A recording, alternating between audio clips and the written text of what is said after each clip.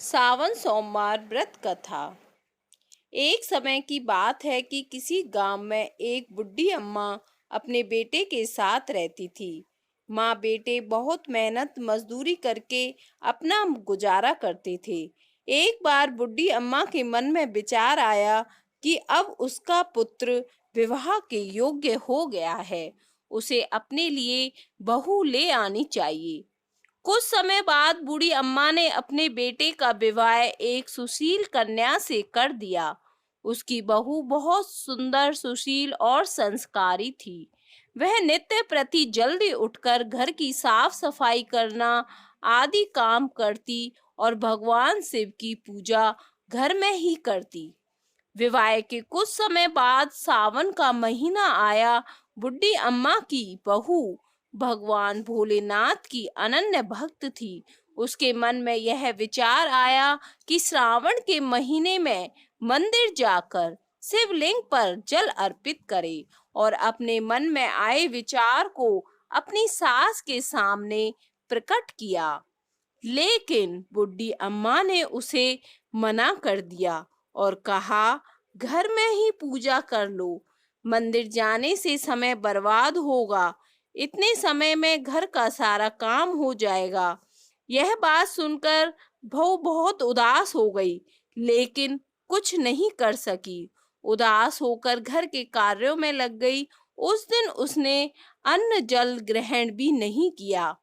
अगले दिन बहू बाहर जल भरने गई तो रास्ते में उसने देखा कि गांव की दो लड़कियां पूजा की थाली लेकर मंदिर की ओर जा रही हैं।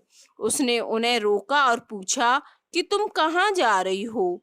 तब लड़कियों ने कहा, सावन का महीना आ गया है, हम सब भगवान भोलेनाथ का पूजन करने मंदिर जा रहे हैं।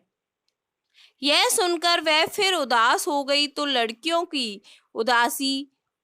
लड़कियों ने उसके उदास होने का कारण पूछा। उसने कहा कि मेरी सास उसे मंदिर जाने से मना करती है, पर मैं भी जाकर सावन सोमवार की पूजा करना चाहती हूँ। तो लड़कियों ने कहा कि आप फिक्र मत करो, हर रोज इसी समय पानी भरने आना और हमारे साथ मंदिर चलकर भगवान शिव की पूजा करना, उन पर जल अर्पित करना। तो बहू ने कहा कि मैं घर से सावन सोमवार पूजा सामग्री कैसे लाऊंगी? यदि सास को पता चल गया। सब लड़कियां बोली कि कोई बात नहीं, आप हमारी पूजा की सामग्री से पूजन कर लेना। यह सुनकर बहुत खुश हुई और रोज उनके साथ वह शिवलिंग पर जल चढ़ाती और भक्ति भाव से भोलेनाथ की पूजा करती और सावन सोमवार व्रत कहानी सुनती और शिवजी से कहती कि मैंने अपनी सास से यह बात छुपाई है, इसके लिए मुझे क्षमा कर दीजिएगा। ऐसे ही सब पूरा सावन का महीना बीतता गया। सावन के अंतिम दिन उसने सोचा, पूरा महीना मैंने इन लड़कियों की पूजन सामग्री से पूजा की है, आज तो मुझे कुछ भोलेनाथ को अर्पित करना ही चाहिए। ऐसा सोचकर उसने अपनी नाक से सोने की नथ उतारी और उसे धोकर शिवलिंग पर अर्पित कर दिया और पूजा कर घर आ गई। घर जाकर वह अपनी सास से बचती रही, क्योंकि वह जानती थी कि उसकी नाक में नथ ना देखकर सास जरूर पूछेगी कि नथ कहाँ गई। ऐसे ही दोपहर हो गई, तभी अचानक सास की नजर उसकी नाक पर गई और नाक में नथ ना देखकर सास ने पूछा, बहू तुम्हारी नथ कहाँ है? तो वह बोली, माँ जी मुझे नहीं पता, शायद कहीं गिर गई होगी। सास बोली, अच्छा तो यह बताओ तुम आज कहाँ कहाँ गई थी, वहीं जाकर ढूंढ लेंगे। बहू बोली, बस पानी भरने गई थी, तब तक तो मेरी नाक में नथ थी, इसके बाद मैं ऊपले थापने गई थी। सास बोली, चलो वहीं चलकर देखते हैं। दोनों वहां पहुंचे जहां बहू ऊपले थापने गई थी। सास ने बहू से कहा, चलो अभी ऊपले तोड़कर देखते हैं। दोनों सास बहू ऊपले तोड़ने में लग गई। जैसे ही दोनों ने ऊपले तोड़े, दोनों के ऊपलों में से एक एक नग निकला। सास बोली, नग तो एक ही था, यह दो कैसे हो गई? इसके बाद सास ने एक एक करके सारे उपले तोड़ने शुरू कर दिए।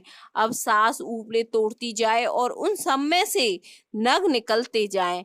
सास ने बहू की ओर देखा और पूछा, यह सब क्या है? तब बहू ने सास से क्षमा मांगते हुए कहा और सारी बात उसे बता दी और कहा, यह भगवान शंकर का आशीर्वाद है। आज मैंने सावन की समाप्ति पर उन्हें अपनी नाक का नग अर्पित किया था।